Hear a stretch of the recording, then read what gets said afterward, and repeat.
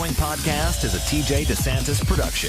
Comments, questions, and inquiries can be sent to DeSantisProd@gmail.com. You want me to play something for you? Yeah, that's it. Play something. All right. This is Eddie Bravo Radio. Why don't you do a question everything show? It's not conspiracy. We're just questioning stuff. Why don't you do a show? Eddie is the real deal. Temperature of the water getting sucked into the turbines. It's heat turbines. Like we didn't hear that. Exactly. Like we haven't heard that a million times. It's the engine and the air. Eddie Bravo, Eddie, stay calm. Eddie, stay calm. It's like, wait a minute. That's with us. Eddie Bravo, I love you. Are you trying to tell me that the engine Yes, that's what we're trying to tell you. Yeah, yeah. has heat Yes. and then makes Yes. clouds? Yes, Eddie. Are you sure? That's right. Winding him up. Winding him up. Winding him up. You know the fucking Ladies and gentlemen, another episode of Chaos.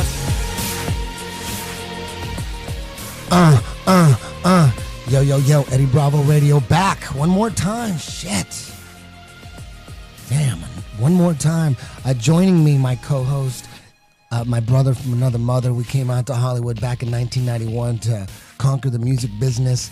It didn't work out so well, but he's still here with me, James Watson. That's me in the house. Also joining me today, special guest co-host, a BJJ American icon, a creator of the Donkey Guard, Jeff Pipelayer Glover. Behind the curtain, TJ DeSantis, how you doing? I'm good. I got a broken microphone over here. It's broken. I sound like. Can I take your order? Yo. You want fries with that? Yes. Sorry. Okay, that's good enough. We're going to get right to it. My guest tonight, this is his second appearance on Eddie Bravo Radio. I had him maybe 2 or 3 years ago, 2 years ago, something like that. He is the founder of Architects and Engineers for 9/11 Truth, Richard Gage. Hey. Man, the whole Tower 7 thing for me, it's kind of like a little hashtag thing. People, comment on my Instagram. I bring it up because if it's 2017 and if you still think that 47-story skyscraper collapsed because it got too hot, then it's going to be very hard to talk to you about anything else. That's the gatekeeper right there. Like, if Tower 7 looks fishy to you, you looked into it and you did all the research and you just watch the video. I mean, there's 5 angles. You just watch the video, and that doesn't look fishy to you, then my guess is that you're part of this mass hypnosis program going on and you're just caught up in it. It's not your fault. You're not dumb. You're not an idiot, but something got your brain. Anyways, Richard Gage, what is give us a little background on how you got into the whole 9/11 truth movement, and take us right when you discovered there was something fishy about Tower 7 and the whole 9/11 thing. I was minding my own business, Eddie. I was just doing my job. I'm an architect. I was coming back from a construction observation meeting in the San Francisco Bay Area. And I'm hearing on the radio, this is the Guns and Butter program, FM radio in Pacifica station, Bonnie Faulkner's program. And she's interviewing David Ray Griffin. Now, this is like the grandfather of the 9/11 truth movement, if you will. He's talking about all of these hundreds of witnesses that Thomas von Essen, the fire commissioner, recorded a month after 9/11, all of whom are, well, a large percentage of whom, more than 118, are talking about sounds of explosions, flashes of light, being blown around the building, experiencing these explosions. He's talking about freely flying structural steel sections sent out laterally at 60 miles an hour, laterally, hundreds and hundreds of them out of the Twin Towers with trailing thick white smoke clouds. And I'm going, what are you talking about? I would have heard about all this. I mean, these are 4-ton structural steel sections.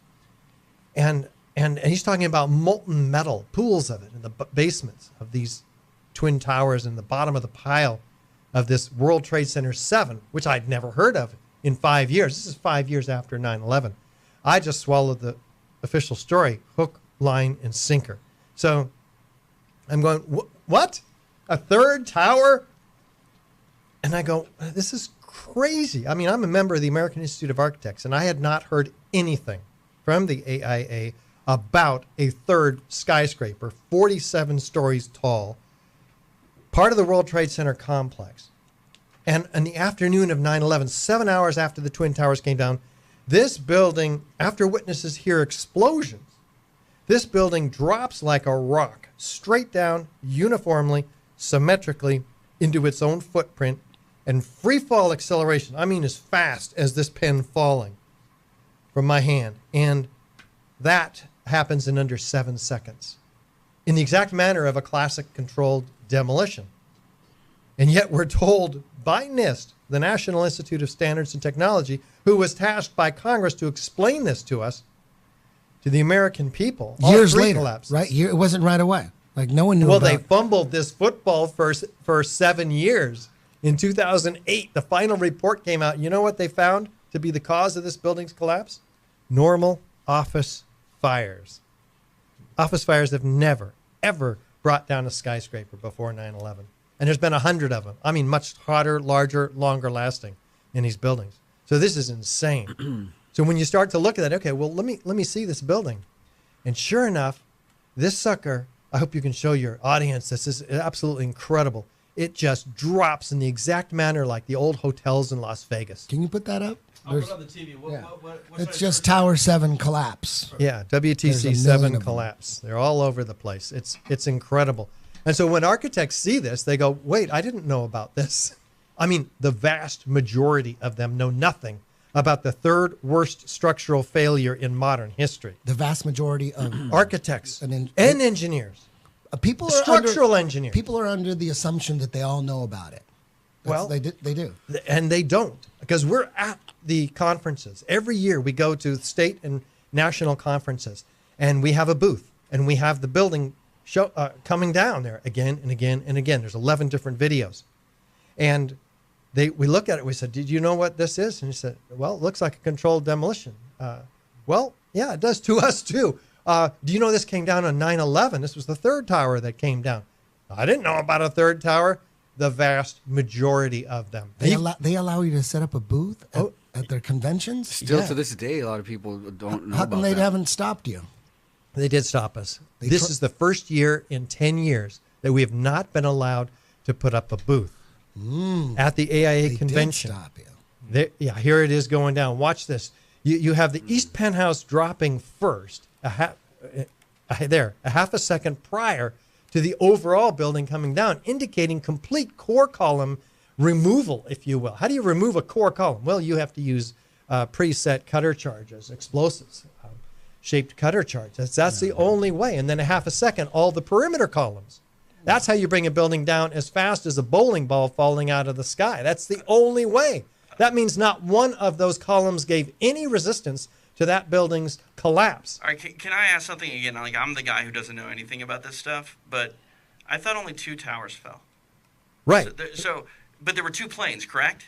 There were 2 planes, and they hit 2 towers. So why did this one fall? If it wasn't a tower; it was just a building, right? Exactly. The Twin Towers were the towers. This was just a tower. really big building. It's a high rise. 47 I mean, this thing was huge. stories. This is tall. It was huge. It's a tower. Yeah. Heard something. It was like one of the largest. If it was demolition, controlled demolition, it would have been one of the largest buildings to ever be controlled demolition, and it would be like a cap in their feather. I heard somebody say this would be quite a accomplishment for a group of people. Yeah, you know, blowing up a building, like it came down like perfect. It didn't land on any other buildings. It must have been hard to bite their tongue and not take credit for the largest. You really didn't know that 3 buildings went down? No, for like real? I said, I don't follow this stuff. And a lot of people still don't really have time or care the about this. official story was 2 buildings. The Twin Towers came down. Well, they acknowledge a third tower came down because it just came down in front of God and everybody. everybody. Videos caught it. They had to explain it, right? But I mean, So- how But long not has it a- been now? It's been 16 years. You And know what he I mean? didn't So, know. like, Most people still don't Most know people- because it's not on the mainstream media. No, and it's not even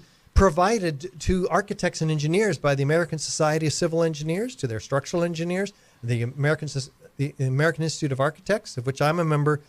We have not had one report on the third worst structural failure in modern history.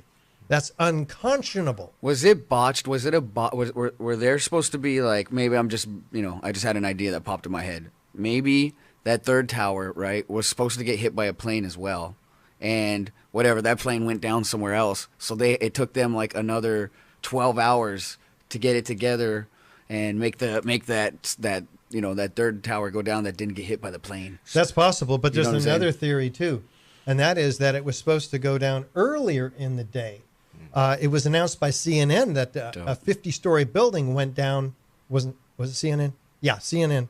Oh, they reported it before BBC. before it even Well, happened. that's another one. Yeah. So they're getting reports. So these media guys are getting reports getting sent from somebody who already knows about this Apparently. before it was happening. Doesn't it take That's fishy. weeks to set it up? Yeah, it takes probably months to engineer and place these explosives. But the in really thousands good of guys, columns and beams. the really good guys could do it in like 3-4 days. I'm guessing, right? Like if I you get doubt the it. best dudes, I mean, I don't think so. Maybe a team of 100 very well executed, but I mean that Yeah. would be so obvious. You What know? about the theory that building, since it housed some intelligence offices like naval intelligence, right, and CIA offices? Not naval, but the IRS, the FBI, the Department of Defense, the Securities and Exchange Commission lost Enron, hundreds of files, including Enron cases.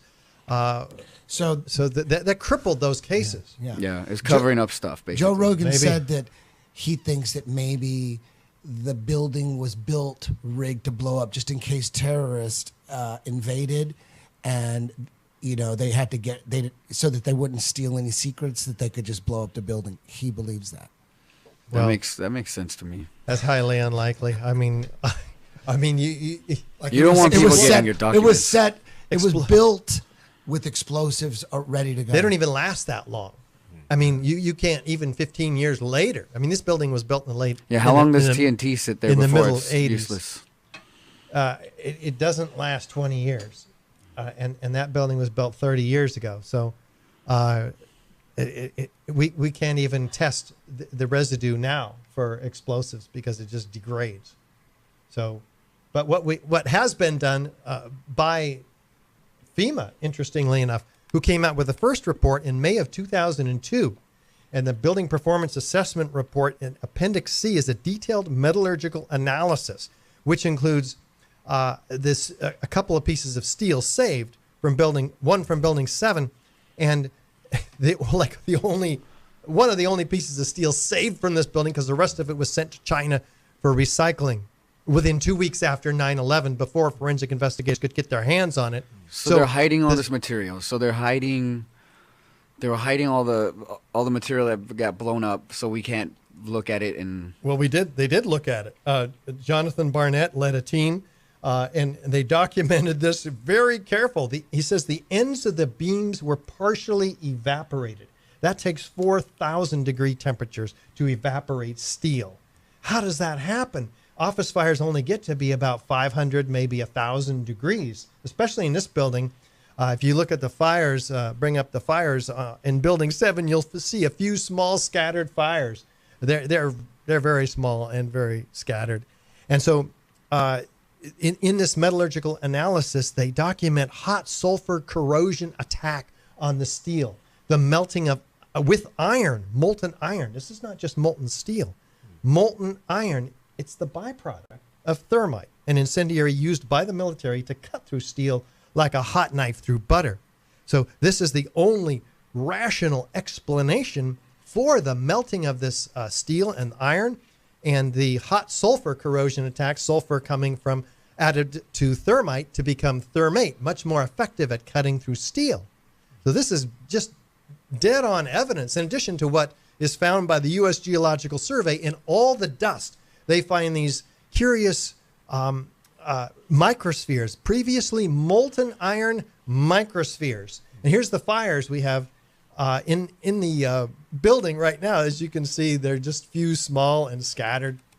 And then the 12th floor. So what caused those fires if a plane didn't land? Right? It looks like my guess is they set those goddamn things on fire, right? Well, that's possible. Actually, it's curious because they're on the back side of the building from the Twin Towers. There were some beams that flew out, as we talked about, 300 to 600 feet from the Twin Towers in every direction. Some of them hit this building, and many of them hit other buildings and caused some fires as well. They'd be like flaming pillars to come out, correct? Yeah, probably. Well, why? Yeah, that's another question. Why are structural steel members ejected laterally out of the Twin Towers, flaming with molten metal dripping out and trailed by thick white smoke clouds, which is another byproduct of thermite, aluminum oxide gas? And what's the official story for that?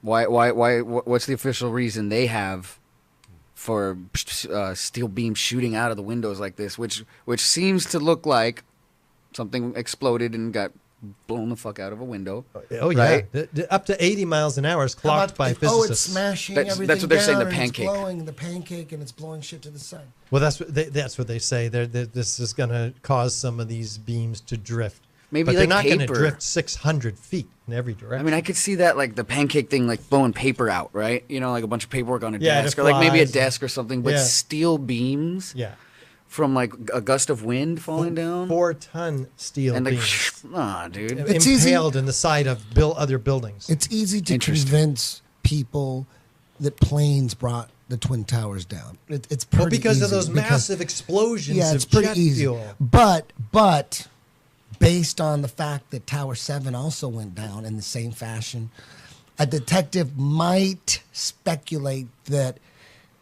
those buildings would have gone down whether planes hit them or not, right? Like a detective, he might speculate. Well, could the planes cause that kind of damage? Even NIST acknowledges that 90% of the jet fuel burned up outside the building. Can you quickly? And the rest was gone in just 10 minutes. What is NIST? So we have normal office fires in the Twin Towers following for 45 minutes to an hour and a half after. NIST is the National Institute of Standards and Technology. Are they a government agency? Yeah. Is it an agency filled with scientists? Yeah, theoretically. So it's so they're the official word. NIST it stands for National Institute of Standards and Technology. They're under the Commerce Department, which was under the Bush administration. So they get government checks. Oh yeah. And the scientists, they're basically a group of scientists. Yeah. And they like solve problems. What do? What does NIST do? Well, they measure stuff. They do research. In fact, they did research, curiously enough, into nanothermite. And they brought in experts in nanothermite. Before 9/11? Yes. What? The guy, yeah. I didn't know that. That's hysterical. This is amazing. They brilliant. brought in Foreman Williams, for instance, from the SAIC, one of the largest national defense contractors who specializes in superthermites, nanothermite. And so they were fully capable of finding all of these curious red-gray chips themselves in all the dust. Didn't have to wait for this international team of independent scientists led by Niels Harrit from Copenhagen, who documented in a 24-page peer-reviewed paper these red-gray chips about a 16th of an inch long found in all the World Trade Center dust by extrapolation about 10 tons. Turns out to be unignited nanothermite. And so they could easily have found this stuff. I mean, this is incredible. Why doesn't NIST, isn't their job to find out scientifically what happened, right? That's their job. Yeah. So why are they saying that Tower 7 wasn't blown up, that normal office fires brought it down? Why would they say that? They're scientists. Well, they don't follow the scientific method. We've documented that very well in our DVD. What they do is they launch straight for the hypothesis of destruction by office fires, which is completely untenable just on the face of it. Maybe they found scientific evidence that how many people are they? How many people did NIST consist of? Like, what's their board? Their board of executives that call the shots, right? Like, is this like a group of 5 people? I don't know how many are on the board. You know what I'm saying? Like, how many people are upholding these So there's a lies. group of scientists that are paid by the government, and they're called NIST, and they're trying to convince everybody that Tower 7 wasn't blown up, and that normal office fires brought a 47-story skyscraper down at free fall speed. Why are these scientists giving us non-science? Why are they doing this? I can't speculate as to their political or financial motives, but I'm sure that each of those are there operative in this because they did not follow the standard rules of science, which say we objectively look at all the hypotheses, lay them out. Like, for instance, maybe it did come down by explosions. Maybe it did come down by fire. Maybe it did come down by controlled demolition. These are all rational hypotheses, given that the building looked exactly like a controlled demolition. That fires never brought down a skyscraper should have been the first hypothesis that they looked at, but they never seriously considered it until thousands of people wrote in saying, hey, this looks like controlled demolition. Hey, FEMA themselves documented very carefully in this Appendix C the evidence of thermite with liquid iron, which is the byproduct of thermite, with sulfur, which is added to thermite to cut more effectively through steel, with molten iron, which is the byproduct of thermite. And this incredible heat, 4,000 degree temperatures, could only be explained by thermite, not normal office fires. The hottest office fires imaginable are like 1,400 degrees. So it just doesn't make any sense. You're still missing twice the temperature. And every now and then, like in, I think, Popular Mechanics, or they'll do like was Tower 7 a controlled demo? They'll do, then NIST will pipe in, and people read that. And why does a magazine like Popular Mechanics or like Time Magazine, why do they take everything the scientists at NIST? It's like CIA, right? They're like owned. I watched documentaries on what this. Is it? The CIA owns all those guys and tells them the official story and to repeat it. We do know that the entire board of Popular Mechanics was replaced by the cousin of one of whom was the cousin of Dick Chertoff. So after 9/11, so their reason for being after 9/11 seemed to be producing this article debunking, trying to debunk, discredit the 9/11 truth movement, and they wrote this book also. And they don't even mention that there's 2,800, well, at the time, 1,300, I think, architects and engineers calling for a new investigation. They actually say there's no architects and engineers backing up your guys' theory when we've been around for 10 years now, building up from one architect and engineer, myself, to 2,850 at this point. And now how many, because someone would say, okay, that's 2,800 architects. I mean, how many are there? There's probably about 100,000. What about the other 97,000? Right. What about them? Like, Yeah. I mean, it's 97,000. Matrix. It's 97,000 architects against 2,800. It's actually not. That's what's that's how people will look at it. Explain well, that. some people do look at it that way. But first of all, if 2,800 architects told you that your house was in danger of collapse, would you listen to them? Not if 97,000 said it was fine. But they didn't. That's the thing. What we've learned, as I mentioned, in the last 10 years, every conference we go to, most of those architects and engineers don't even know about the third worst structural failure in modern history. They're not informed. And relative to the Twin Towers, they're completely unaware of the information, the evidence that suggests strongly that they were also brought down by explosive and incendiary controlled demolition. So you break them down one by one. You have showings of your work. You have a documentary called, what's it called? Yeah, 9/11 Explosive Evidence Experts Speak Out. I mean, this thing, this is 40 high-rise architects, structural engineers, metallurgists, chemists, physicists, controlled demolition experts, all laying out this evidence. It's really well done. Aren't they putting themselves at risk, though? Isn't it kind of risky coming out as someone who's questioning Tower 7 as far as being part of the, isn't that an association? It's called like American Architects Association. What's it called? The American Institute of Architects doesn't yet attack its members for coming out in favor of a new investigation. I mean, there's 2,850 of us all together with the engineers. So it's. You planning on getting the other 97,000? Oh yeah, we're Is not that the stopping. plan? Yeah. What's the plan for you? Well, What is we it? have to educate the profession and the academic institutions as well. You got to go after them first. Yes. And Smart. for instance, we have 2,000 sustaining supporters who provide us monthly income to go and do, and we have a staff of 4 or 5 to go all around the country and educate them. So one of the things we're doing is we've hired the University of Alaska's Leroy Hulsey, one of the top forensic structural engineers in the country, the chairman of the Department of Civil Engineering there. He's conducting a 2-year, $300,000 study for a computer dynamic analysis, which is a computer program and a project that will show what could or could not have brought this building down. And NIST, he'll do the program that NIST never did. And he's already come to preliminary conclusions, such as fire could not have brought this building down. No way. He said he would fail students who provided the work of the quality that NIST provided. He's gone through and highlighted point by point so many mistakes, and not just mistakes, but obvious evidence of fraud in their case. Now, your DVD is includes a bunch of architects and engineers and chemists and all sorts of scientists, right? There's a bunch of them, one after another. Is there a DVD that has a bunch of random architects and engineers and chemists saying that it did go down because of fires? No, there's nothing. No one's saying that. NIST didn't produce anything. No one else has produced anything.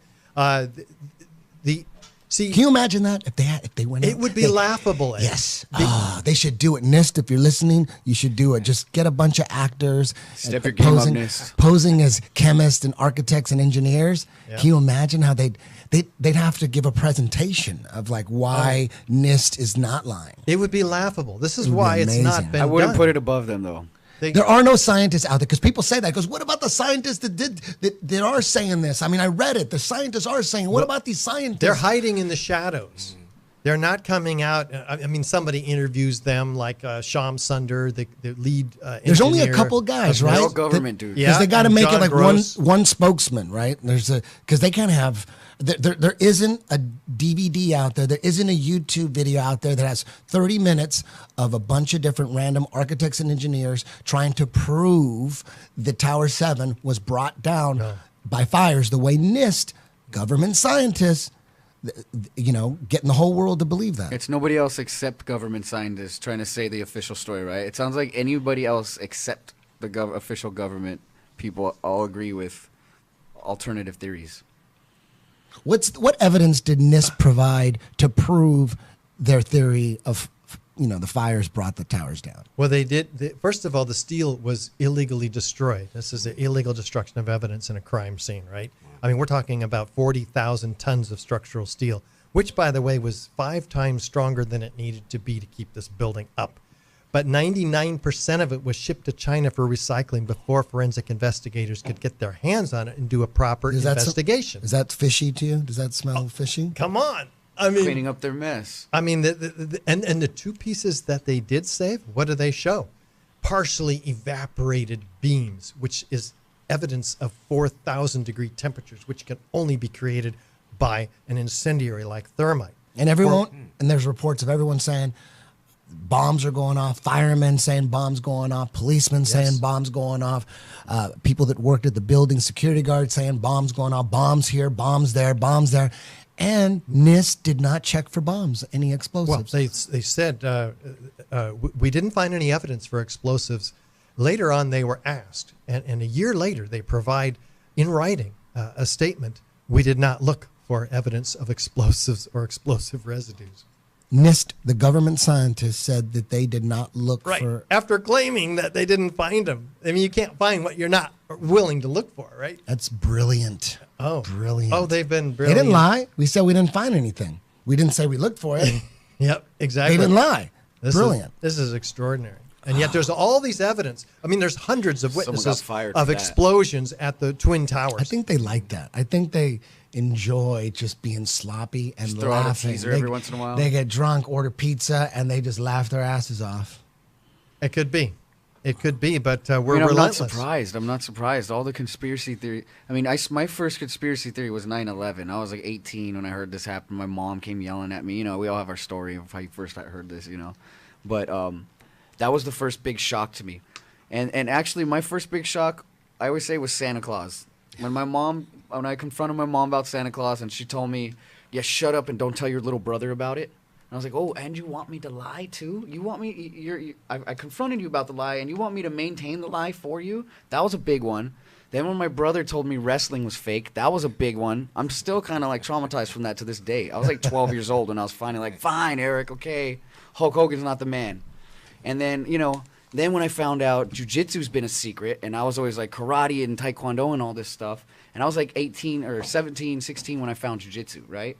And I was so upset, like, man, how come this information has not been presented to me, right? How many times is this going to repeat in my life? How many times is this going to happen to me where I'm positive about something and then all of a sudden some new information comes and sweeps the rug out from underneath me and I feel like I'm like falling and like my whole worldview is having to be changed. And then 9/11 happened, right?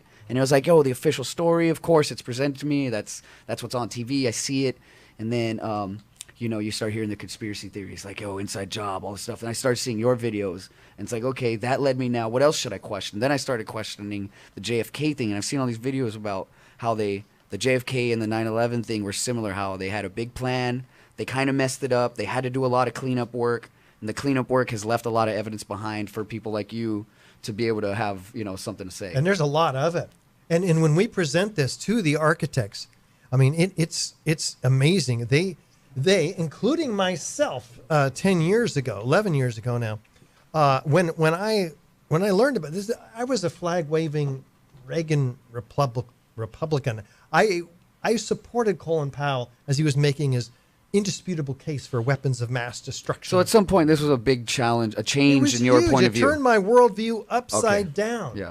I mean, this is very difficult for architects. They don't want to imagine, and that's a hard part for most people, there's right? a conspiracy here, that this is some sort of an inside job, which obviously it is. Yeah. We don't talk about that, but the implications are rather obvious once they realize that, oh my God, this building did come down just like the old hotels, which means somebody had to place those explosives. And that's where you stop, though. You stop once you present the information. You don't like come with like your own conspiracy theories of what you think actually happened. You're just like, here's some information that's contrary to what we've all been told. It's obvious. Let's look at it. Yeah, we're architects. We're technical and building professionals. We're not criminal investigators. We're not conspiracy theorists. This is the job for, others, journalists who should be doing their job, and reporting this stuff. But the mainstream media simply parrots what they hear from the government. So they don't do any investigation. How's the teaching going? I mean, how frustrating do you get going across presenting this information and probably still 15 years, 17 years later, whatever it's been, people still like think you're crazy? Well, some people do. They have all kinds of reasons. But everybody who's willing to look at the evidence squarely comes up with the same conclusion. And most of them join us in calling for a new investigation. What's the success My job rate? is easy. What's the success rate? 90% of people that sit down want to join. Oh, yeah. Yeah. For instance, I went to a high-rise architecture firm here in Los Angeles, which is the reason I'm in town, HED Architects. They have 100 high-rise architects, 100 architects, and they do a lot of high-rises. So they called us in. They said, can you present your approved course? Because we're now approved by the AIA with 7 different courses. And they get credits. They have to have 18 credits per year to maintain their membership in the AIA, which is great because we have this great program. And to learn about Building 7, which they don't know anything about, most of them in the room, by a show of hands, were unfamiliar with Building 7, which is just extraordinary, as we mentioned, on the face of it. But after the presentation, after they actually look at the evidence, some of them had left. There were 29 to begin with that actually showed up for the presentation. We had 17 calling for a new investigation and 2 saying that, I think we think NIST did the investigation right. I mean, that's the kind of ratio we always get. There's always 2.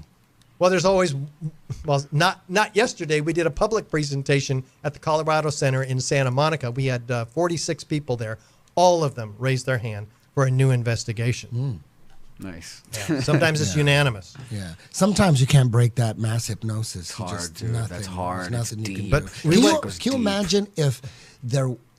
I think the problem with Tower 7 was maybe that the video, all those perfect angles, those video angles, were released too soon. Can you imagine if there was no angles and it was just a rumor that there was another tower called Tower 7 that went down, and there was, 100 people who saw it go down? Nobody would believe it. They'd be going, "Where's the video? Where's the video?" Nobody would believe that. No, that's I true. wouldn't believe that. I wouldn't believe. And then 10 years later, they drop the video. Can you imagine? It would break the world. It would break the media. But it came out right away. So right away, they had to address it. Not on the media. It didn't come out right away. I mean, they showed it once or twice, and then a year later once. I mean, three times. No. On the internet. It was all over the internet. all over the internet. Yeah. But From the day one. mainstream media is censoring this subject. Oh, yeah. This should be the most studied building failure in all of history. I mean, a completely unprecedented destruction by a few small scattered office fires. Never happened before in history, and yet there's been no upgrading of the International Building Code structural section relative to this collapse whatsoever. I mean, that's surprised. unconscionable, untenable. I'm not surprised. Now, TJ, what are you thinking so far? You have any questions? What are you thinking? I'm taking it all in again. Like, again, I just found out that a building that I didn't even know existed fell as well. Crazy. I can't believe you just heard that today. Are you know. joking? No, I'm not It's joking. normal. You didn't- Well, It's normal. I don't watch YouTube all day. You know what I mean? Like, I worry about who fell out of the next UFC Fight Night card all day.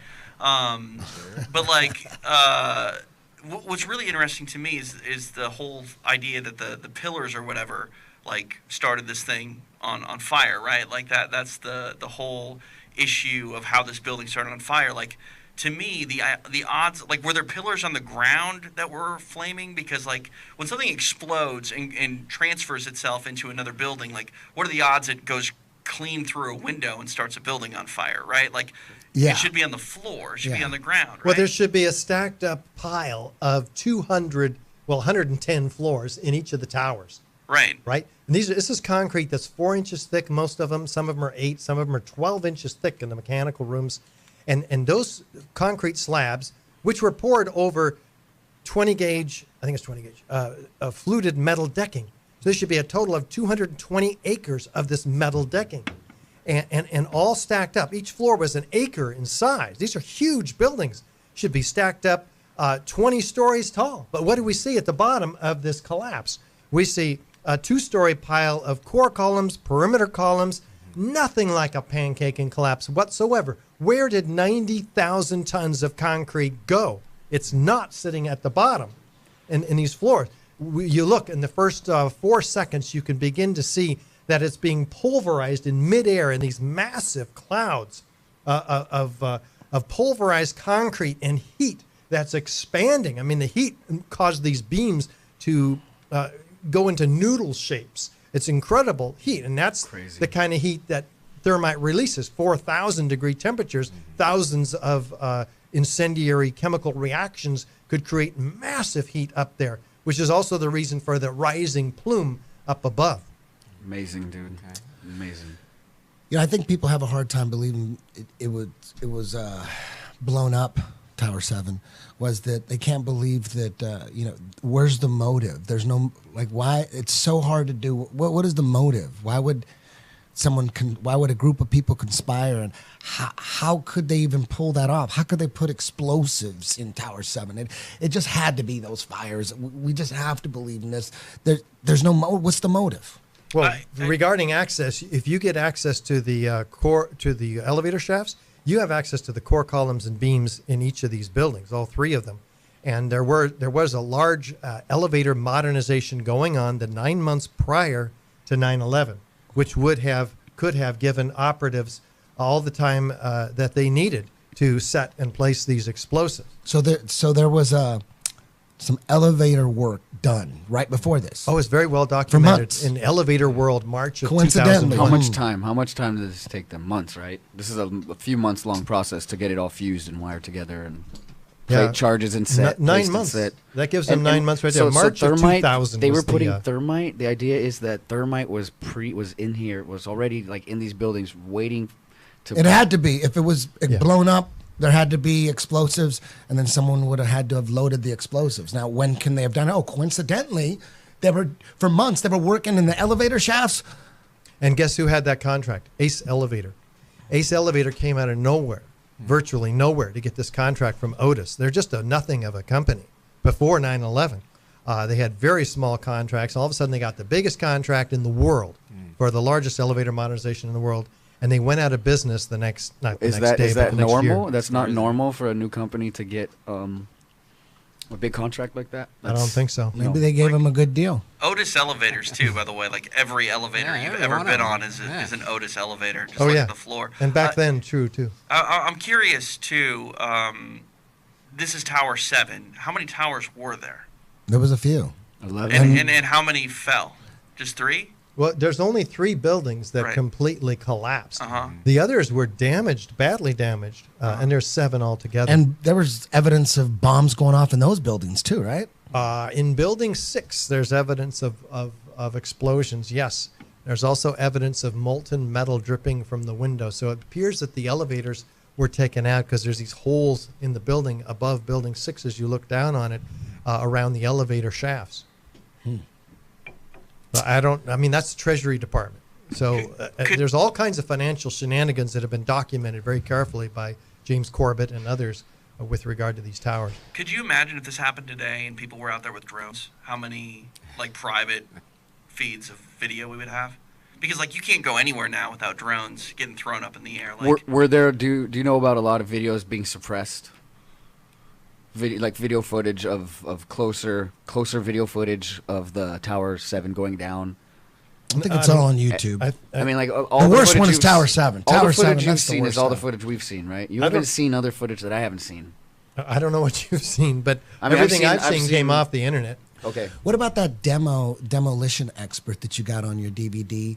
That I think he was from Europe. Yeah, this is Danny Jawenko, one of the top European-controlled demolition experts. He's on your DVD. Yep, and what did he say? Somebody opened up their laptop, showed it to him. He didn't tell him where this happened, but he's showing him Building 7. And this is in your DVD. It's filmed on your DVD. Oh, yeah. His first reaction to Tower 7. Watching the thing and he has down. no idea what it is. Right, and he says, well, it's a controlled demolition. A team of experts did this professional work without a doubt. Interesting. And then they say, well, did you know this came down on 9/11? He goes, what? Really? Are you kidding me? And so he says, well, they must have worked very fast because he knows it's a controlled demolition, but he can't get it into his head because you can't go into a building in an afternoon and bring a building down. It just doesn't happen. Which brings up Larry Silverstein's comment on PBS. A year later, he's interviewed on America Rebuilds program. And he's the guy who owned the Twin Towers. He built... he owned the whole complex. He secured the ownership of the rest of the complex from the Port Authority, a public agency, in just 6 weeks prior to 9/11, and then provided massive terrorist insurance on it. He had already built Building 7. So regarding Building 7, he says, well, there's been such terrible loss of life. Maybe the smartest thing to do is pull it. And so they gave the order to pull, and we watched the building come down.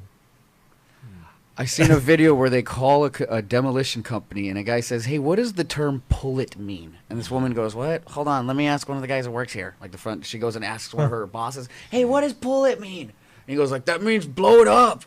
And she comes back and she goes like, yeah, that's the term they use when they're going to blow up the building that's been charged. And he's like, thank you, and hangs up on That's her. a terrible secretary. She should have known that. Well, he says later, I didn't mean pull the building. I meant pull the firemen out of the building. He explains, later when everybody's going, what the hell did you just say? So, but the firemen weren't in the building. They were told not to go fight the fire in the building. They were told it had structural damage and that it was going to come down. God, those poor the firemen no, were told that. Yeah, and they didn't even really think about it. They just thought, how could they do that to our firefighters? No, they're scratching their heads. And then an anonymous structural engineer was asked by which chief was it? One of the fire chiefs. We got a quote in our video, and he says, we asked him, well, how much how much longer does this building have to live? And he said, about 5 hours. Sure enough, 5 hours later, it comes down. That's a completely unprecedented destruction by fire of an intact building.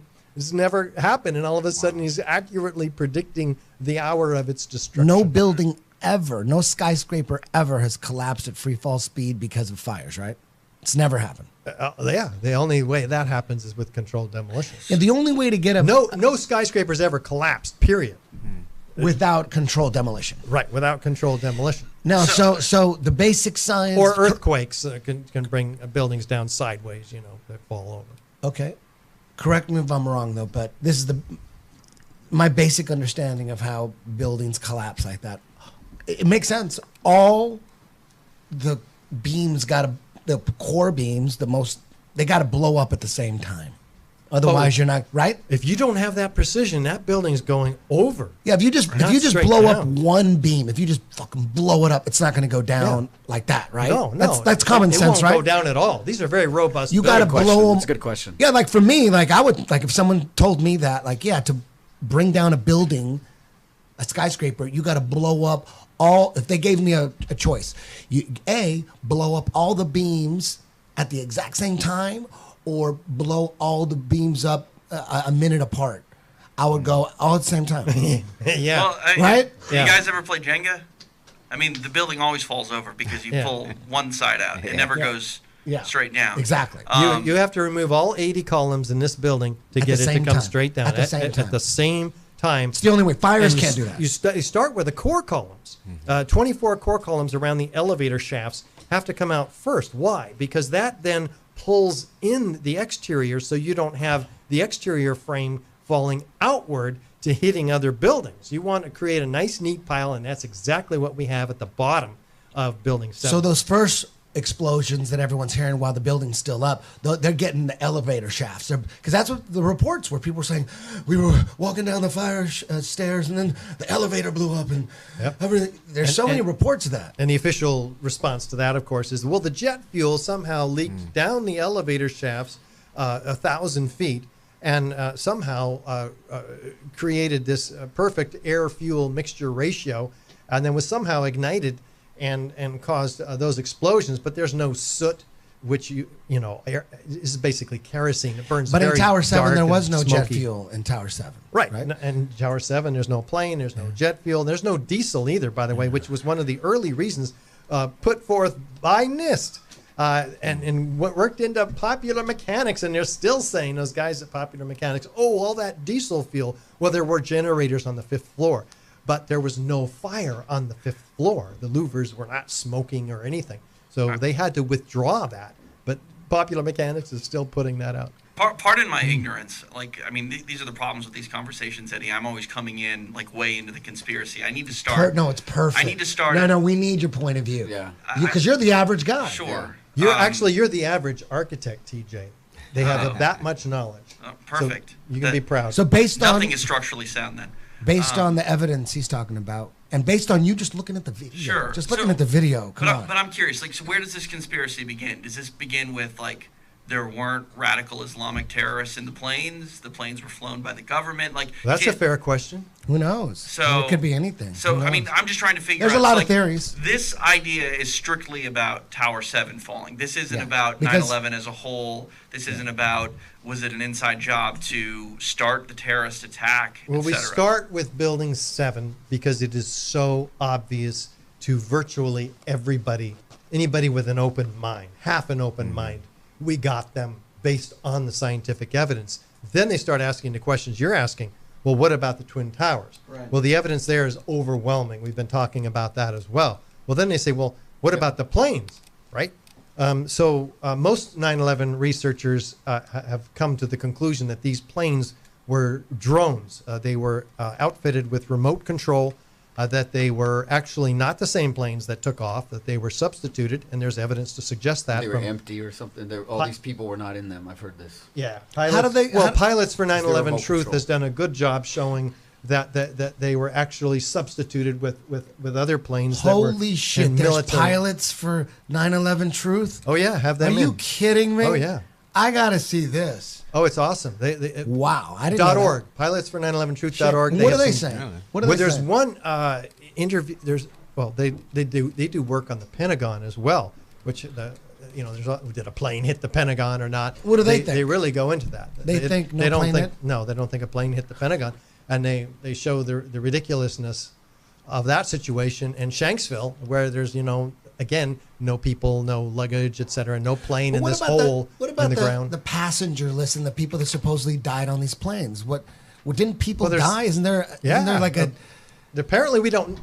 We just don't know. Did they die? I don't know. Were they on the planes? I don't know. Were they killed? I don't know. Nobody. Well, somebody knows. Isn't there a passenger list, and you could check in on them? And I mean, people died. They right? show as being dead officially. Yeah. Okay. I mean, they fumble so many big operations like this, like the JFK thing, this 9/11 thing. They leave so much evidence behind, showing that they were up to something.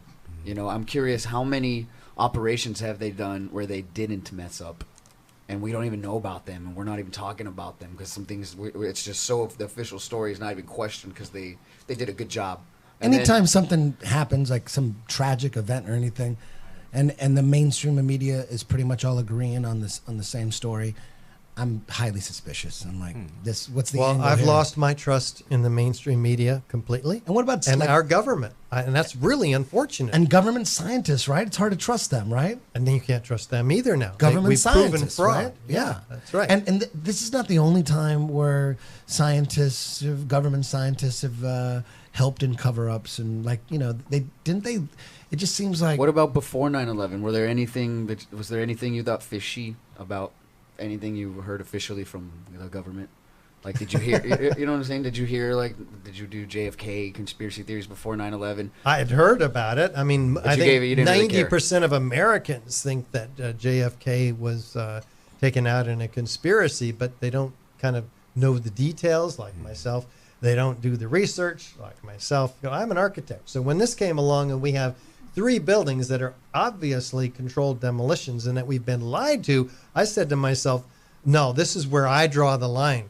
I'm an architect. I have the capability to see straight and to put the evidence together and to deliver it to my colleagues and the public and the media and government officials. And we've been doing all of that for 10 years. But these other conspiracies that I've become aware of, I can't really afford to be distracted by them because I've got so much work to do with what I do have credibility in, the buildings. James, what do you think? We've never talked about Tower 7. What do you think? Be honest. You don't have to believe it. You don't have to believe it. You guys are going to make me more of a weirdo. People already, there's that James again. I have to show them the evidence, and they either take it or believe it. What do you think? You think Tower 7 was a controlled demo, or fires brought it down like NIST says? What do you think? It sounds like a controlled explosion. Right? That's what it sounds like. If you look at the evidence, you guys are going to make me more of a weirdo. There's that James again. Don't worry, you're next to me. You're in good company. Okay. TJ, any questions? Any other questions? No, I'm just trying to wrap my head around everything. That's the thing. This is the first time I've really heard anything like this. So. Do you think there will ever be a new official government investigation? There has to be. See, I have hope. We have 2,000 sustaining supporters that are saying, don't give up. And I'm just not in my blood to give up anyway. Respect that. I got to respect that. What are you investigating? Go and go. At this point, you were talking about the evidence, about how largely most of it was taken away and shipped out illegally for recycling. Well, what do we grab now? What can we actually examine? The steel was, most all of it was removed, but we've got plenty of steel actually still in sculptures around the country and around the world. We have these reports that I mentioned in Appendix C of the FEMA report. Sculptures? May what of do you 2002. Mean? Well, there are steel sculptures from the steel in the World Trade Center that's been erected. Yeah. And it's been analyzed, and it has evidence of thermite residue on it. We're talking about iron oxide, aluminum, manganese, oxygen, silica, carbon. that would still the be there. Like, signature of thermite. Pardon my ignorance to this. That stuff can't be washed off per se, right? Like this stuff is embedded and ingrained in the metal. Yes, in fact, FEMA describes it and shows these pictures of it. It's almost like interlaced fingers. The invasion of molten iron into the steel. This is elemental iron. It's the byproduct of thermite, and a hot sulfur corrosion attack, which NIST says actually this sulfur. Oh, it must have come from the gypsum board. Well, there's calcium sulfate in gypsum board, but it's inert. It's never in 100-year history of using wallboard to protect steel. It's never turned around and attacked the steel that it's designed to protect. It makes no sense whatsoever. Its physical makeup wouldn't have been altered to be put into sculptures or anything like that. I'm just wondering, like, to melt it and to mold it into whatever artwork it is now, would there have to be any sort of process for the artist to be able to make that steel more malleable, and would that have compromised its physical makeup? They would use oxyacetylene cuts, which is a very hot combination of gases that cuts very cleanly through steel. For instance, at the ironworkers at the yard, we show the difference between the cuts that they make, which are very clean, and these jagged cuts with aluminum slag hanging off of them. There's one classic 45-degree cut on a vertical core column in the middle of the Twin Towers with a firefighter in front of it, and this slag is just pouring off. That's not a cut at the site. This is a typical classic shaped cutter charge cut. Let me ask a question real quick, because you've said this a few times, and I've heard of this before. I've done a lot of conspiracy theory, and I hear FEMA all the time, and I forget exactly what the acronym is for and what they do. If you could give me a quick little rundown on exactly what FEMA is, I'm sure a lot of other people would like to know what that is. That's the Federal Emergency Management Association, which does emergencies, and they had a drill the day before 9/11. They were in town with hundreds of employees in Manhattan setting up for a biological attack drill. You always got to watch out for these drills. TJ? And they went right into work. Somebody told me there are no coincidences. And they took control of this investigation right away. Setting it up. They were putting all their people in place. They knew something was going to happen. Yep. Tom Kenny from FEMA says, we came in Tuesday night, went right into work Monday night, went right into work Tuesday morning, the 11th of September. Wow. Now, I know a guy from a jiu-jitsu tournament years ago. We were hanging out, and we were partaking in natural medicines, and he told me that he used to work for one of the law enforcement / intelligence agencies. He was low level. He hated it. He was just, man, I hated it. He said, man, and I asked him about it. Well, where were you at? 9/11 got brought up. I don't remember if he brought it up or I brought it, but he said, man, he was trying to tell me how shitty his job is, because it's not all glamorous like you think. He quit. He just wanted to do. You probably know him too, Jeff. He's still training. No. He quit. So we're sitting there hitting natural medicines, and he's dedicating his life to martial arts now, and he hated it. If he's doing natural medicines, I definitely know him. Yeah, and he goes, man, put it this way. You know, when 9/11 happened, they shipped all of us to Manhattan. We were on bucket duty.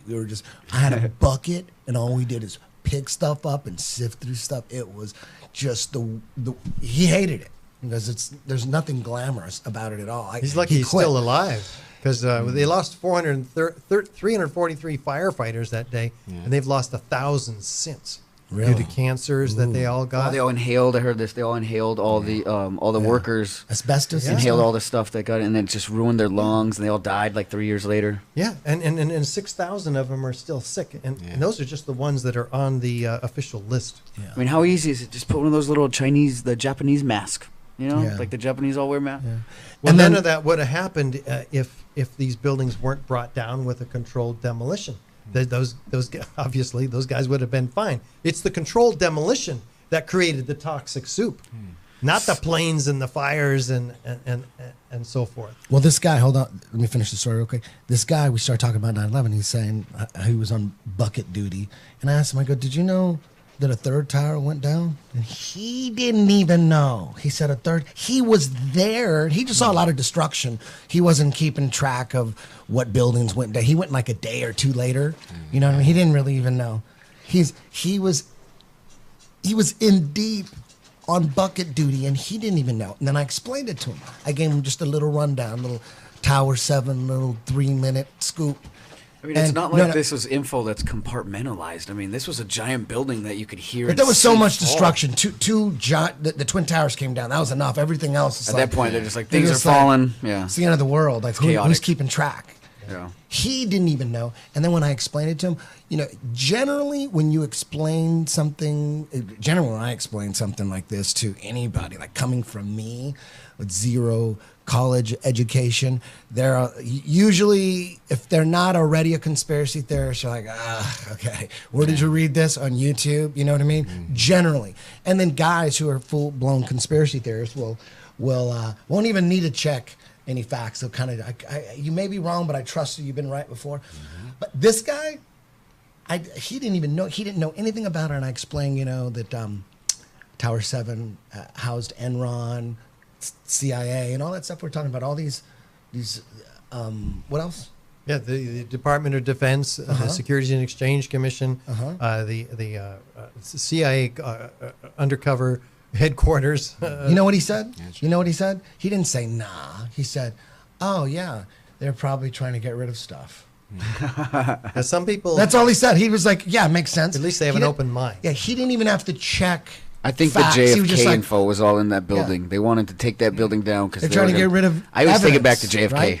Maybe. I mean, we don't know the motive, but clearly the fact that building came down with all of the rest, it allows the whole World Trade Center complex to be rebuilt very cleanly. The insurance covered it. In fact, it covered it twice because they got 2 terrorist attacks, so they got twice the amount that they should have got. I don't want to die before we find out all this. So info. did $5.68 billion. Did they? So they made a profit off the accident? Well, the only money, that Silverstein put into was $125 million. Okay. Of his own, and the rest of it. This is a $3.2 billion acquisition. It was all leveraged, and he ended up with it free and clear. He didn't have to pay off his debtors. Mm-hmm. So he's sipping Mai Tais on the island right now, laughing at all of us. Yeah. Down here. So the plan is to try to get, is there a goal, 50,000 architects and engineers, 5,000, 10,000, and then something? Is there a plan? I don't know what the magic number is. We have to go until we succeed. See, 3 years ago, we went to the AIA annual business meeting at the annual convention with a resolution that called upon the AIA to call for a new investigation. Now, we got 4% of the vote that first year, which is not very much. We're representing 10,000 architects, so that's 400 architects that were represented. But then the next year, last year, we got 11% of the vote. Well, that represents about 10,000 architects. Well, we're going to try to get 20 or 30% this year, and that is the day after tomorrow. Flying to Orlando, the national convention. It's a big day for us. You're constantly flying around. You got people working for you doing the same thing. You training people. Yeah. We have 100 volunteers all together, depending on how you count them. And you guys are doing basically the same thing. You get people to watch this, right? Well, yeah. This is our Solving the Mystery World Trade Center Building 7, 15 minutes, narrated by Ed Asner. The other one is 9/11 Explosive Evidence. Experts Speak Out. And that is the one that includes the 40 high-rise architects, structural engineers, metallurgists, chemists, physicists, all the rest of them. And so if they can watch this, we've got them because it's clear, convincing evidence. We didn't make this stuff up. This wasn't shown to them by NIST or by the mainstream media or by other government officials or other architects. I mean, it's incredible what you see and hear from these architects. Oh, these guys are just conspiracy theorists. I'm talking about from the board of the AIA. Called us wolves in sheep's clothing. Well, we're just trying to present basic facts about the unprecedented collapse of a high-rise building.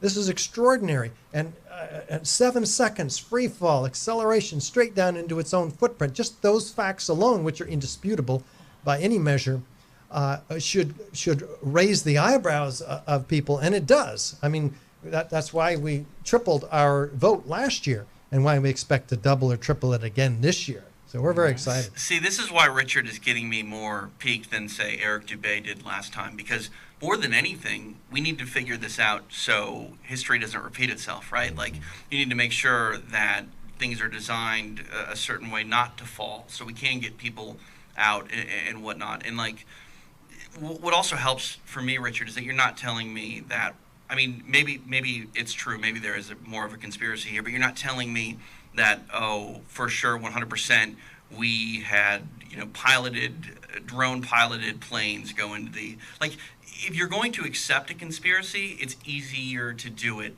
in steps, in small steps. And the fact that we're just focusing on why a building that should be structurally sound, and the laws of science tells us that if it's going to fall, it's not going to fall this way, that's easier for me as a person who sits back and looks at you, Eddie, get fired up and be like, man, that guy's crazy. I don't think you're crazy, but you know what I mean? Like you're already so deep into it that you're passionate.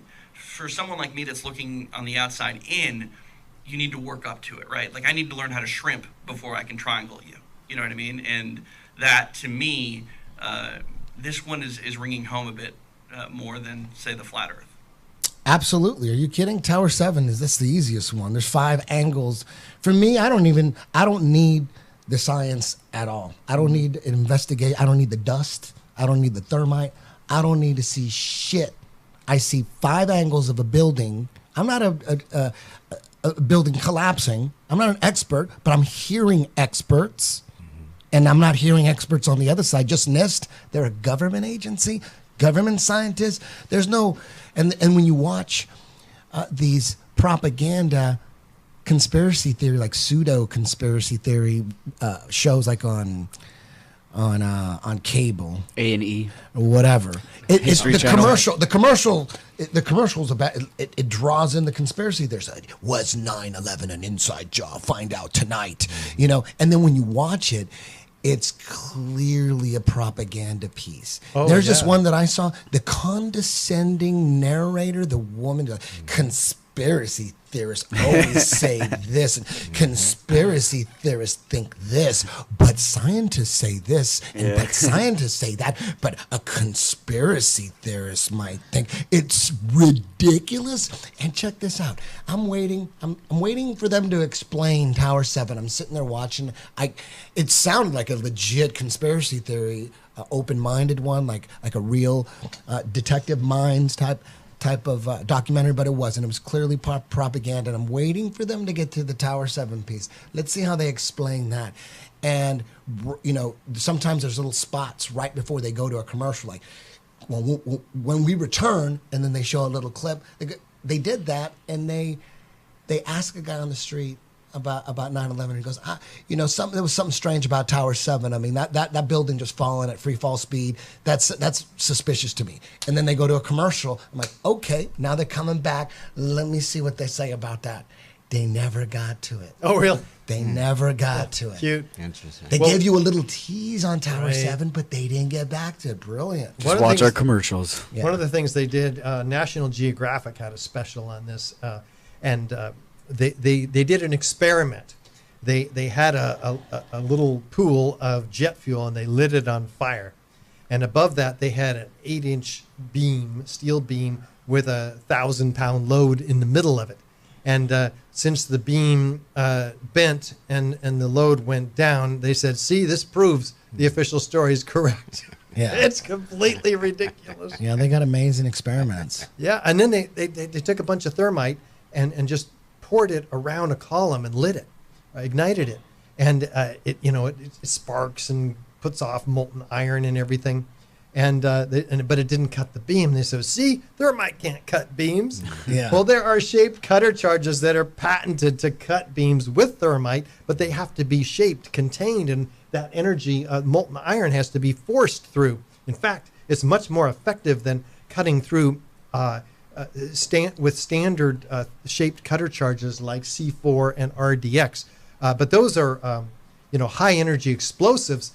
They provide very loud bangs and very bright flashes. So you may not want those in a deceptive controlled demolition. Something that's more fizzle than explosion would work a lot better, but it leaves all this molten iron, which is found by dozens and dozens of witnesses, including Les Robertson, the World Trade Center structural engineer himself, documenting a river of molten steel. That's incredible. What's weird to me, again, like I did no research about this, because I think that to a certain extent not having a prejudged narrative coming into this is kind of refreshing for the show a little bit. And so I thought we were going to be talking about the actual Twin Towers falling, like the big Twin Towers falling. And to me, like those falling the way they did is explainable in my dumb layman's head, because okay, the buildings are obviously compromised, there's fires inside, and there's also a jumbo jet sitting inside of it that's not supposed to be there. So maybe it fell because of the weight. This building, with what you're telling me, there's nothing but fires and flaming pillars from the Twin Towers. No, it doesn't go down. Which like NIST said was not a significant factor in the Building 7's collapse also. But show Twin Towers collapsing. They both look exactly the same, almost. And so you'll see here that we have, and it's not explainable. Once you really start to look at it, we have upward, outward arching streamers, a geometry of fireworks, freely flying, laterally discharged 4-ton structural steel sections, trailed by these thick white smoke clouds landing 600 feet in every direction. Before that, we have a sudden onset of the destruction, just like Building 7. It drops suddenly and almost at free fall. It's getting faster and faster and faster from the top to the bottom in under 10 seconds, completely shattering the structural steel frame in both of these towers in under 10 seconds. Some people say 12 seconds. That's fine. It's still accelerating. It's nothing slowing it down. The 90,000 tons of structural steel below the point of jet plane impacts in the North Tower are not even slowing down, hardly at all. And it's 5 times stronger than it needed to be. So this makes no sense whatsoever. In addition, you'll see the 90,000 tons of pulverized concrete in midair, not after it crashes on the ground and breaks up into pieces. No, this is in midair. You have people that are distributed in every direction up to 800 feet outside the Twin Towers. Only 300 whole bodies were found out of 2,744, and 2,000 pieces of bodies were found that could fit into a test tube. One person was, they found 200 pieces of one person's body. These are pieces small enough to fit into a test tube.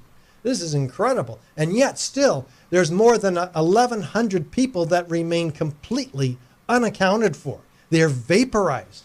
I mean, how do you vaporize people? How do you get 700 bone fragments a half an inch long on top of the skyscraper across the street from the South Tower? This is incredible evidence of explosives. It just goes straight down. It just goes straight down. That's what's crazy to me. Like now that what we've talked about. Well, you have asymmetrical damage from the fires. You have asymmetrical damage from the airplanes.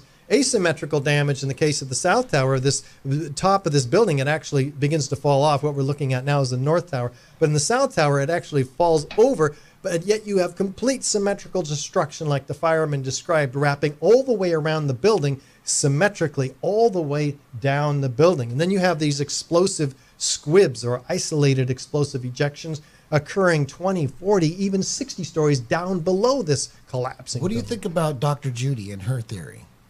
This is the directed energy weapons theory, where she suggests that some energy was created to somehow turn the dust into steel.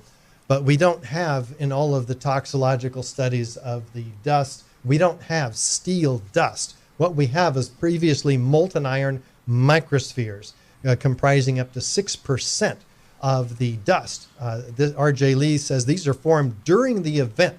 So this is molten iron, elemental iron, again, the byproduct of thermite, which has been aerosolized because of its surface tension. It forms itself into these spheres. And this comprises up to 6% of this dust. And they don't know where they came from. They don't even speculate where they came from. But it's not even World Trade Center dust. It's unless it has these unknown origin of these previously molten iron microspheres. And so this is completely contradictory to Judy Wood's theory, because she says it's a cold event. She says the steel is missing at the bottom of the pile. Well, it is missing. There's only 2-story pile of steel inside the footprint, but the rest of it's been distributed in a 1,400-foot diameter about each of the towers. That's where the steel is.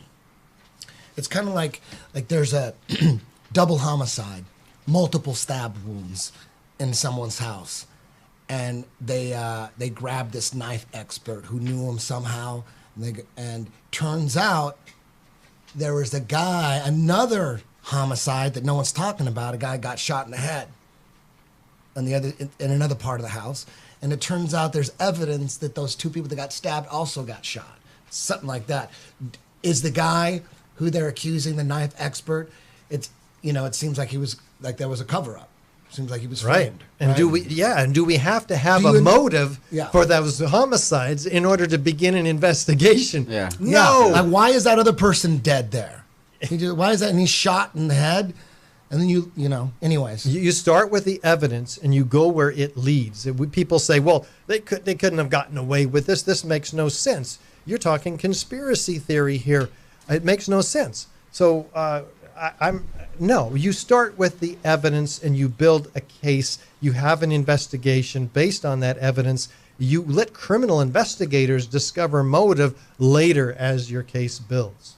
And we've got enough evidence here to put a lot of people away for a long time for mass murder and treason. That's a tough one for people. Who would get, but who would, let's say we get 100,000 architects, the whole, everybody inside the association, including the board and the president, they're all behind it. Boom.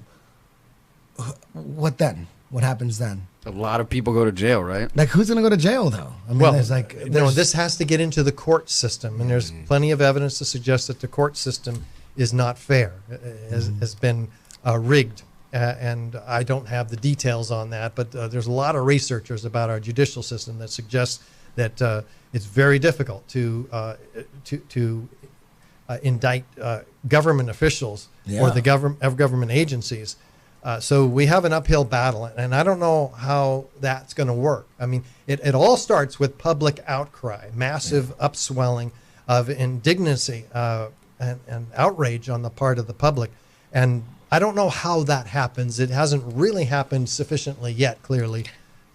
Hasn't there been a study recently by someone in maybe a school or some kind of scientific institution in the UK or somewhere that made it official recently, like maybe a few months ago, that 9/11 had to be the buildings had to be, Tower 7 was blown up?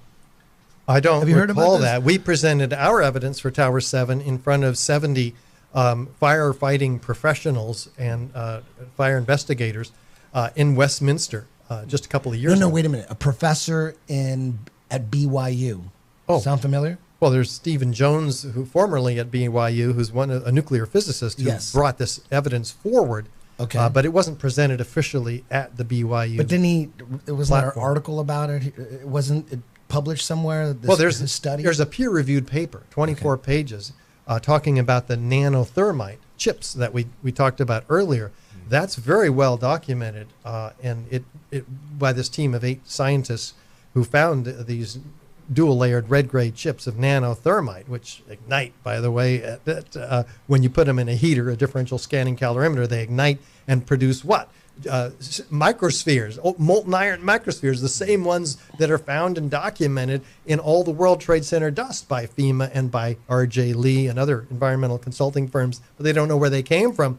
Well, this is where they came from, clearly, these nanothermite chips. This is very clear, self-corroborating, internally consistent, repeatable evidence in experiments that could clearly put a lot of people away. We just got to get it into the court system.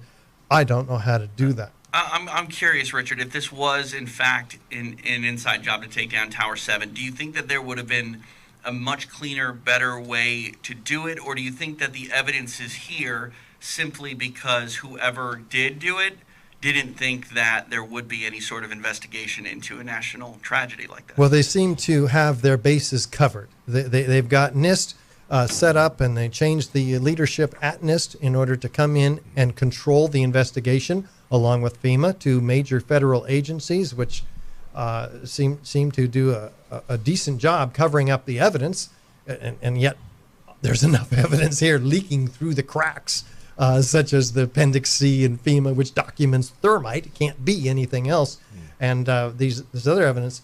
So there's enough to go with. I mean, we don't have a problem finding enough evidence. Don't you think just the video is enough? Right? Yeah, the video itself. Like, why do we have to Why do we have to test for explosives? Well, can't you just see that it got demoed? Clear. So Jesus Christ. All 3 towers. The videos give it away. I need no more evidence. Let me ask this: Is there a nation out there that has a national stance that this was an inside job? Because, like, for example, we're involved in Syria right now, and we attacked Syria because we believe that Assad launched chemical weapons against ISIS and his own people. Is there a country that looks at us that says, okay, this clearly was an inside job, and do they ever speak up about it, and maybe we don't hear about it? Is there anything like that to your knowledge? There's been a number. I've been in 43 different countries now presenting this evidence, and we've had great mainstream coverage in Spain, for instance.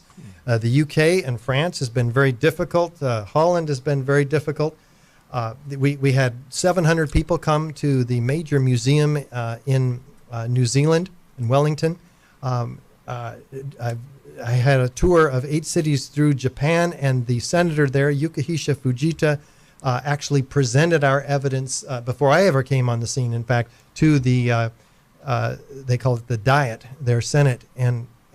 But not enough has happened as a result of these efforts. We're just building slowly, creating a base, and it's just going to take a lot longer than I thought it would. I thought it'd be 6 months when I started 10 years ago. Crazy. But it's just slower. It's hard to be the minority, though. It's hard to come out and say something like this and be ridiculed by everybody, and then they're like, wow, you don't know what you're talking about. I'm like, oh, I kind of don't. I thought I saw a video that made me feel like something was fishy, but then 5 people ganged up on me and made me feel like I was stupid, so I'm going to back off and go back to just agreeing with everybody else because I want to keep living my life. So I understand, I respect you for, coming out and taking a stance that's contrary to the mainstream, view. Thanks. And you've probably get a lot of heat and shit from friends and family and stuff. So I got a lot of respect for you. Hey, for doing that. James. Next time we'll talk about music. We'll reminisce on the old days, Black and Kill Symphony, Resistance, and all that stuff. Next show, just you and James. Yes, that's what we're gonna have to do. We're gonna have to do that just to get away from the Are conspiracy. you down with jiu-jitsu? You know anything about jiu-jitsu? Would you ever be interested in rolling sometime? I do Aikido. It's so it's similar. Yeah, I know all about it. It's the gentle way. Donkey guard for Aikido might be the shit. That's another. Don't worry He's about a that. Don't master worry of about donkey guard. Oh, really? Yeah. What's that? Yeah. We'll tell you about it. It's off air. Did you know I named it Donkey Guard? Is that you? Somebody? I didn't come up with it. I named that a long I love time it. Thank ago. you. Back in the Bomb Squad days. Eddie gets the credit. Eddie gets credit for donkeys. It actually happened a couple times in the UFC, the position, and I'm in Joe's ear, and I go, dude, there's Donkey Guard. And then Joe, on the UFC broadcast, says, oh, that's something that we call a Donkey Guard. He didn't want to say it. Yeah, he was embarrassed. I just used it first in grappling. Oh, you're the master, dude. We got a guy, Alex Magala. He's a Cirque du Soleil freak. He's all about Donkey Guard. Fucks people up with it too. Respect. Thank you, Eddie. We got to get out of here. TJ's in a hurry. For TJ, for James Watson, Jeff Glover, Richard Gage, I'm Eddie Bravo. Thank you. Who knows? We may do another show. We may not. I don't know. At least one more with just me and James. One more show. All music, no conspiracies, nothing. We shall see. Awesome. Thanks, guys. Thank you. The preceding podcast was a TJ DeSantis production. Comments, questions, and inquiries can be directed to DeSantisProd@gmail.com.